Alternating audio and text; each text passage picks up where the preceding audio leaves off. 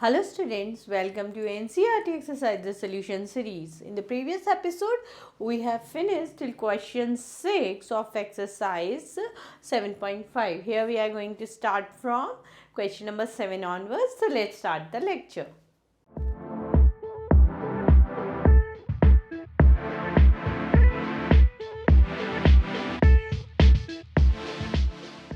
तो देखिए इस क्वेश्चन को हम किस तरह से कर सकते हैं। हमारा डिग्री नीचे क्या है 3 है, ऊपर 1 है, तो ये तो ठीक है। अब देखिए नीचे जो हमारा लीनियर एंड क्वाड्रेटिक है, तो जब हमारा लीनियर और क्वाड्रेटिक होता है, ऊपर क्या होना चाहिए हमारा, लीनियर हो सकता है, क्वाड्रेटिक हो सकता है, बट क्यूबिक अगर होगा देन हमें डिवीज़न रूल यूज़ करना पड़ेगा। तो ऊपर हमारा क्या हो सकता है, सपोज कीजिए px² plus qx plus R, quadratic हो सकता है, लीनियर हो सकता है। नीचे हमारे पास क्या है, x प्लस ए है हमारे पास, और सपोज कीजिए हमारे पास ax² प्लस bx प्लस सी, कुछ इस तरह से कोई भी फॉर्म हो सकता है हमारा।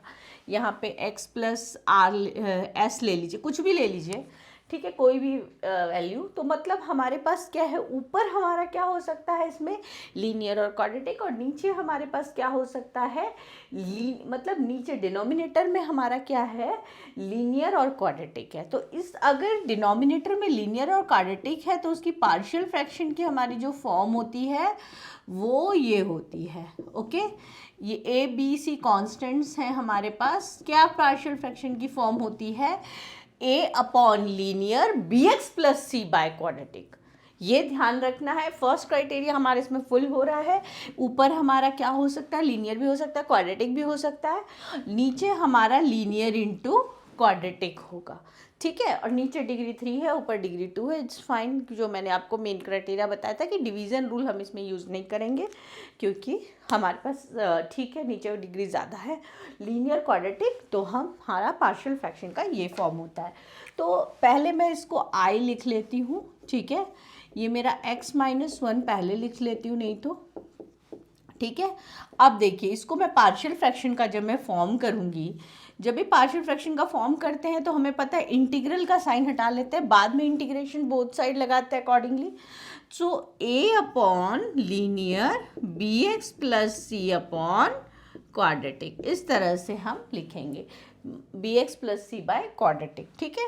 अब बस अब ए बी सी की हमें इसमें वैल्यू जो है वो आपको कैलकुलेट करनी है। तो कैसे कैलकुलेट कर सकते हैं, यस एलसीएम लेकर कैलकुलेट कर सकते हैं हम, ठीक है। अच्छा बी एक्स प्लस सी और x-1 ये हमारा कैंसिल हो गया, ax² प्लस 1 bx प्लस सी x-1, ठीक है। यहाँ पर देखिए हमारा एक वैल्यू आप डायरेक्ट भी निकाल सकते हैं, अदरवाइज आपको ना वो जो मैंने जीरोज़ वाला मेथड बताया था वो यहाँ पे फुलफ़िल नहीं होगा। यहाँ हमें कंपेयरिंग वाला मेथड ही यूज़ करना पड़ेगा, वो ज़्यादा सूट करता है हमारा। लीनियर इंटू क्वाड्रेटिक में वो मेथड नहीं लगाइए जीरोज़ वाला। चाहे तो एक निकाल सकते हैं, अगर x-1 को इक्वल्स टू 0 कर ले तो x इक्वल्स टू 1, तो a की वैल्यू आपकी आ जाएगी। ए की वैल्यू हम उसी से बाद में निकाल लेंगे, पहले हम जरा बी और सी की देखते हैं। वैसे तो हम नॉर्मली कंपेयर करके 3 इक्वेशंस बनेगी हमारी और ए बी सी की वैल्यू भी आ सकती है। सो देखिए दोनों ही इसमें मेथड यूज़ करते हैं। तो क्या होगा मेरा ax² प्लस ए, और इसको मल्टीप्लाई करेंगे, देखिए ध्यान से, bx² minus b x plus c x और माइनस सी, ये हो गया मेरा। अब देखिए यहाँ पे x² का क्या है मेरा, a प्लस बी x² है, x वाला क्या है मेरा, x वाला coefficients minus B plus c x है, और विदाउट x का क्या है मेरा, ये देख लीजिए मैंने सबको लिख लिया है ना, 1 2 3 4 5 6 टर्म्स हैं उसमें भी। तो अब हम कंपेयर करेंगे, यहाँ पे कंपेयरिंग मेथड वाला यूज़ होगा। वो कब यूज़ होता है हमारा जीरोज़ वाला मेथड, जब x-b x-c ऐसा फॉर्म हो, अलग अलग हो, तब हम वो यूज़ कर सकते हैं। तो क्या हो जाएगा बोलिए, मेरा कंपेयर करेंगे, यहाँ x² का कोफिशिएंट क्या है 0, क्योंकि एक्स स्क्वायर नहीं है यहाँ पर, तो एक्स स्क्वायर का कोफिशिएंट क्या है 0। सो ऑन कंपेयरिंग, जब हम कंपेयर करेंगे तो इस साइड सिर्फ x है और इस साइड एक्स स्क्वायर एक्स और ये है, तो एक्स स्क्वायर का कोफिशिएंट इधर 0 है, तो मैं लिख सकती हूँ a + b = 0, और x का कोफिशिएंट यहाँ 1 है, x का कोफिशिएंट यहाँ क्या है -b + c, और उस साइड क्या है x का कोफिशिएंट 1 है, और ये विदाउट x का कोफिशिएंट कांस्टेंट टर्म भी यहाँ 0 है, और उस साइड कांस्टेंट टर्म क्या है हमारी a - c है। तो इस तरह से सॉल्व करके आपकी ए बी सी तीनों वैल्यूज़ आ जाएंगी। कैसे हम कैलकुलेट कर सकते हैं, ये मेरी फर्स्ट इक्वेशन, ये सेकंड इक्वेशन है और ये थर्ड इक्वेशन है। अगर मैं इन दोनों इक्वेशंस को ऐड कर देती हूँ, देखिए हर क्वेश्चन में इसके लिए अलग अलग मेथड होगा कि आप किसको ऐड करें किसको सब्ट्रैक्ट करें, उसके लिए कोई हार्ड एंड फास्ट रूल नहीं है कि सेकंड एंड थर्ड को ही ऐड करना है या सब्ट्रैक्ट करना है। मैं ऐसा इसलिए कर रही हूँ ताकि मेरा सी कैंसिल हो जाए, जब मैं इनको ऐड करूँगी तो a - b = 1 आ जाएगा, और फर्स्ट इक्वेशन है मेरी a + b = 0, तो यहाँ से फिर मेरा क्या हो जाएगा 2a = 1 आ गया मेरा, 2a = 1 और a = 1/2। जब a 1/2 आएगा, b और इसमें मैं पुट करूँगी a की वैल्यू 1/2, तो b की वैल्यू -1/2 आ जाएगी, और a = c है इस इक्वेशन के अकॉर्डिंगली, तो c = 1/2 आ जाएगा। तो इस तरह से मेरी ए बी सी की वैल्यू कैलकुलेट हो गई। ये कैलकुलेट करने में बिल्कुल भी मिस्टेक नहीं करनी है।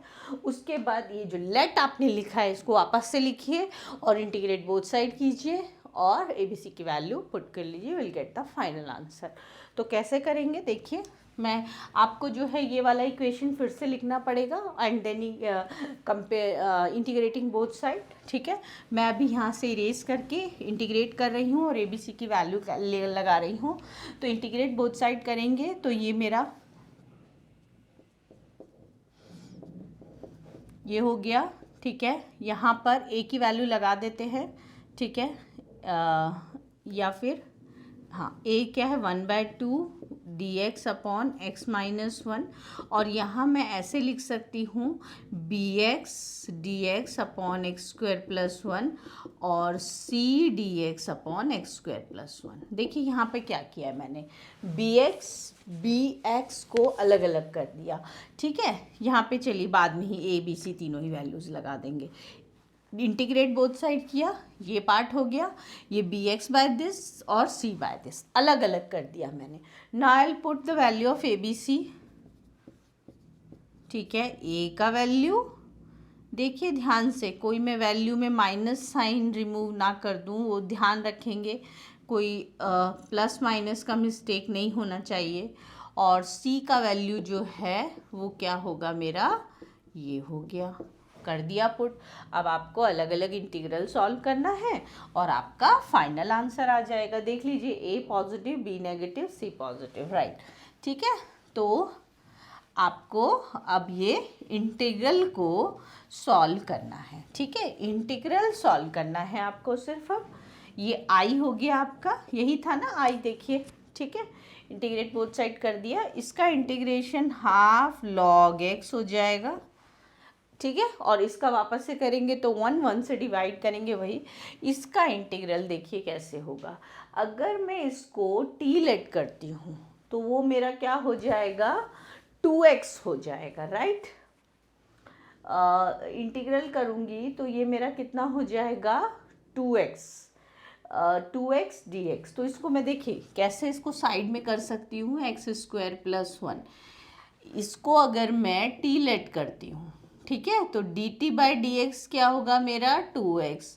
इसको आप चाहें तो डायरेक्ट भी कर सकते हैं, अभी मैं आपको डिटेल करके बता रही हूँ, ठीक है। उसके बाद x को x, इसकी जगह t और वो dt/2x लिख सकते हैं, तो ये हमारा हाफ 1/t आ जाएगा। और जिसको log t लिख सकते हैं फिर 1/t log t, तो log x² + 1। तो मैं डायरेक्ट कर दे रही हूँ यहाँ पे, ये 1/4 हो जाएगा क्योंकि ये 2 भी है और ये 2 साथ में, और ये log x² + 1। नहीं तो आप ऐसे कर सकते हैं, इसको 2 से मल्टीप्लाई डिवाइड कीजिए तो ये 4 हो जाएगा, ये 2x, तो ये t तो वो dt, तो dt/t तो log t, तो ये आ गया हमारा। और इसका इंटीग्रल तो आपको स्पेशल फॉर्मूले से मिलेगा, 1/x² + a²।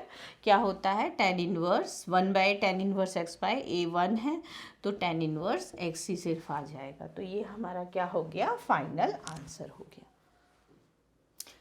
स्टार्ट करते हैं क्वेश्चन नंबर 8। देखिए इसमें हमारे पास जब स्क्वायर आ जाता है ना, तो हमारा जब इंटीग्रल का जो फॉर्म होता है वो हमारा कैसा होता है।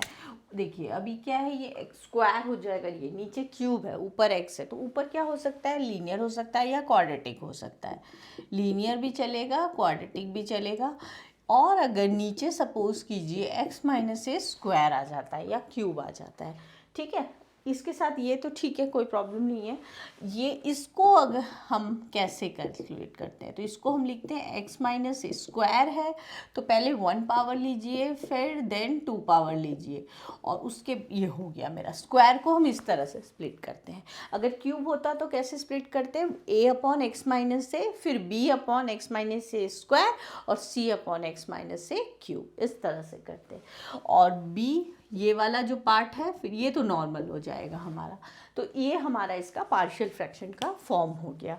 तो अब मैं वो फॉर्म अप्लाई करूँगी यहाँ पे। पहले मैं आई लिख लेती हूँ, x - 1² x + 2 dx, राइट, लिख लिया मैंने।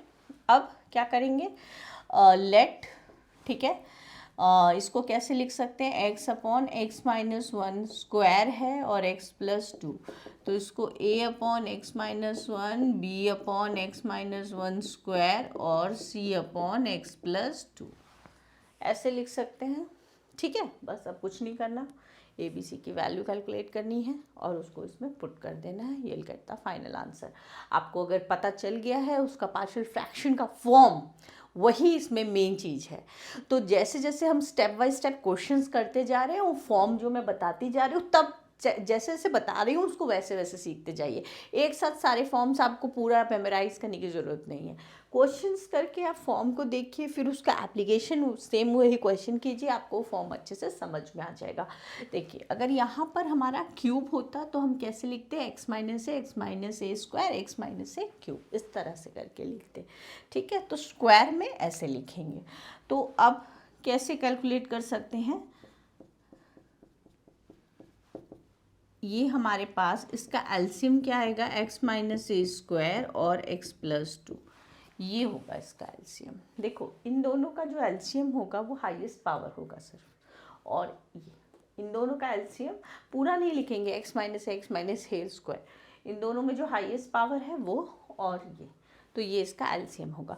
और जीरोज़ वाला जो मेथड है ना, जीरोज़ वाला मेथड, वो किस में आप फॉलो कीजिए, सिर्फ जिसमें कि x - a, x - b, x - c, मतलब स्टार्टिंग के जो हमने 6 क्वेश्चंस किए थे, 5-6 क्वेश्चन, उस टाइप के क्वेश्चंस में ही अप्लाई कीजिए। जब इससे पहले वाला जो क्वेश्चन किया था लीनियर, जिसमें कि लीनियर इनटू क्वाड्रेटिक होता है, जिसमें bx + c, उसमें मत अप्लाई कीजिए, और ऐसे वाले क्वेश्चंस में भी मत अप्लाई कीजिए जीरोज़ वाला मेथड, कहीं ना कहीं आपके फिर मिस्टेक हो जाएगी।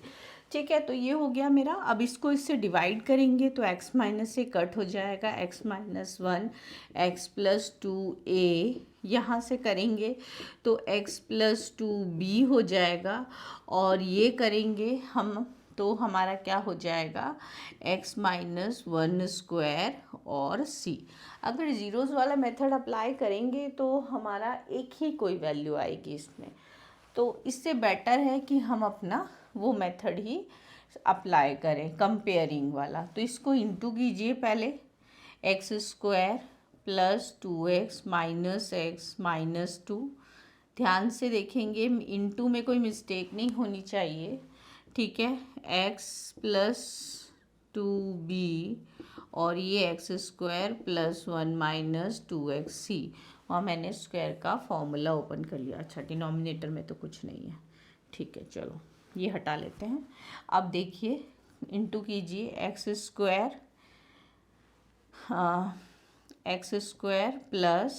x² ठीक है, प्लस ये कितना है x, तो x a, ये मैंने लाइक टर्म्स थी सॉल्व कर दिया, -2a + xb 2b x² c -2xc। अगर आपको थोड़ा भी प्रॉब्लम आता है तो आराम से इसको इंटू कर लीजिए पहले, फिर उसके बाद देखिए एक्स स्क्वायर का ये है और ये है, तो एक्स स्क्वायर कॉमन लेंगे तो एक्स ये हो गया मेरा, ठीक है। अब देखिए एक्स के कोफिशिएंट्स कौन कौन से हैं हमारे, ये है एक्स के साथ में, और एक्स जिनके साथ एक्स है वो उनको साथ में ले लेंगे, ठीक है। तो ये ए होगा, ये बी होगा, और वहाँ -2c होगा एक्स। अब देखिए विदाउट एक्स वाला -2a प्लस 2b प्लस सी, ओके। सो ये हो गया। अब हम ऑन कंपेयर करेंगे। चाहे आप तो यहाँ पर जीरोस का पुट करके कोई एक वैल्यू निकाल भी सकते हैं, ठीक है। अगर आप कंफ्यूज नहीं है उस चीज़ को लेकर तो आप निकाल सकते हैं, नहीं तो अगर दो मेथड में कंफ्यूज हो रहे हैं तो आप कंपेयरिंग ही वाला यूज़ कर लीजिए इस कंडीशन में। आप चाहें तो अगर इसका x-1 को 0 रखेंगे तो आपका b का वैल्यू यहाँ से निकल सकता है, ठीक है। बट ठीक है, अभी कंपेयरिंग ही देख लीजिए। यहाँ एक्स स्क्वायर का कोफिशिएंट 0 है तो a प्लस सी 0 हो जाएगा। या x का कोफिशिएंट 1 है तो a प्लस बी -2c 1 हो जाएगा। और यहाँ विदाउट कांस्टेंट टर्म का कोफिशिएंट भी 0 है तो -2a प्लस 2b, ठीक है, प्लस सी इजिकल्स टू क्या हो जाएगा, 0 हो जाएगा। ज़्यादा कंफ्यूज नहीं होना है।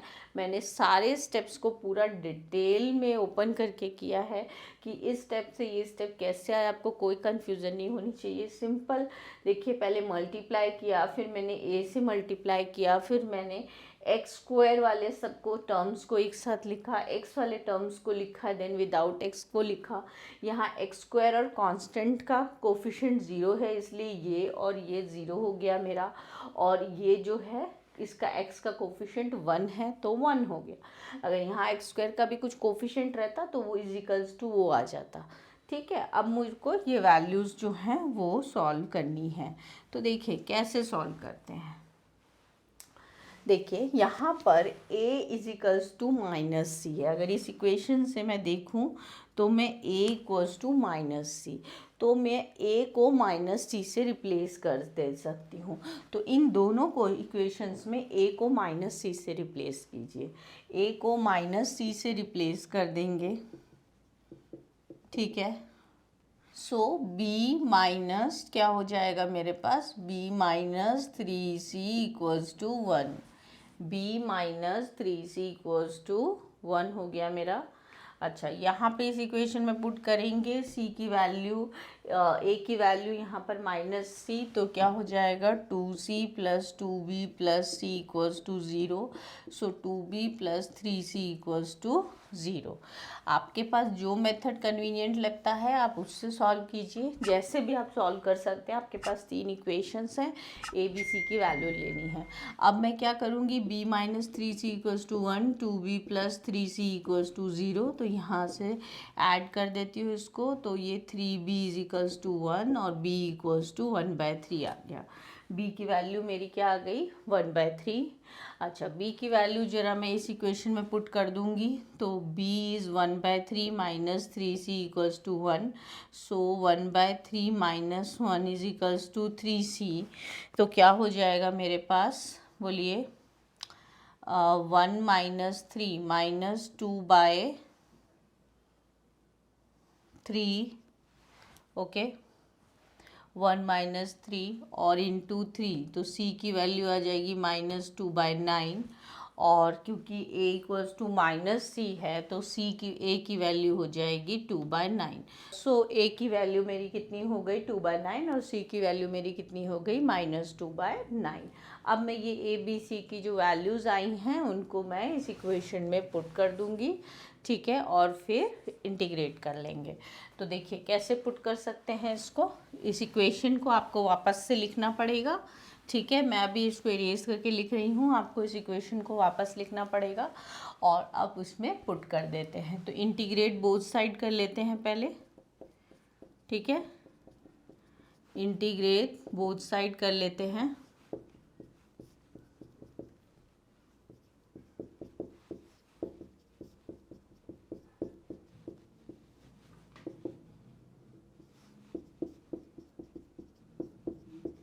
अब ये मेरा आई हो गया, ए बी सी की वैल्यू पुट करते हैं। A is 2/9 dx upon x minus 1, b is 1/3 dx upon x minus 1 square, ठीक है, and c is -2/9 dx upon x plus 2।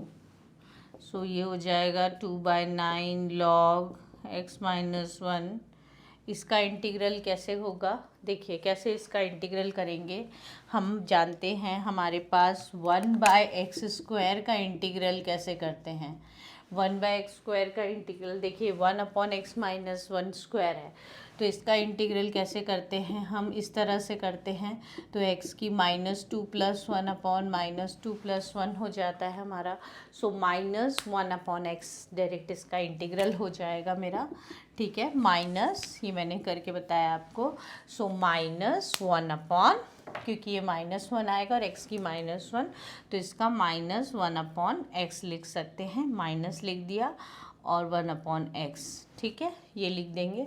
इसका क्या हो जाएगा, log x plus 2 plus c। तो ये मेरा क्या हो गया, फाइनल आंसर। और आप इसमें चाहें तो एक चीज़ और कर सकते हैं। वैसे ये आपका फाइनल आंसर फाइन है। अगर आप चाहें तो ये और ये जो है हमारा, इसमें से अगर हम 2/, कॉमन लेंगे, log a minus log b, log a upon b होता है, तो आप उसको इस तरीके से करके लिख सकते हैं। 2/9 कॉमन लिया and log a minus log b, log a upon b होता है, ठीक है, और -1/3 x माइनस 1, ठीक है, और प्लस सी। तो ये हमारा क्या हो गया, ये आंसर। इतना भी कर सकते हैं। बाकी इन दोनों को अगर और कॉन्साइज करना चाहें तो आप इस तरह से कर सकते हैं, log a minus log b, log a upon b। So here we have finished till question number 8 of exercise 7.5. In next episode we will be covering from question number 9 onwards. So till then, keep practicing.